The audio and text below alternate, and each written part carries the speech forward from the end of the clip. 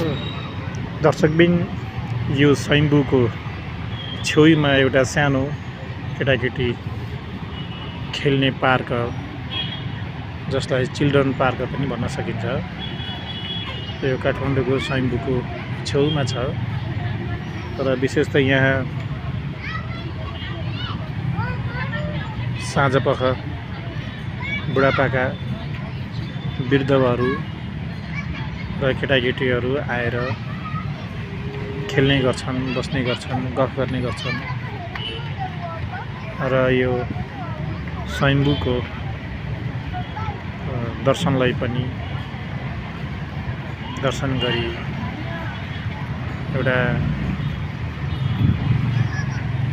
शान्त अनुभूति गर्छन् र साथसाथै यो आफैमा एउटा सुन्दर ठाउँ पनि हो। यहाँ थुप्रै प्रकृतिका दृश्यहरू देख्न पाइन्छ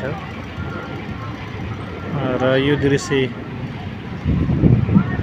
आफैमा प्राकृतिक छ, सुन्दर छ र त्यसो हुँदा यो प्राकृतिक दृश्यलाई तपाईहरुको अगाडि यो दृश्य देखाउँदा म पनि धेरै खुसी र आफूलाई एउटा शान्त र रमाइलो भएको अनुभूति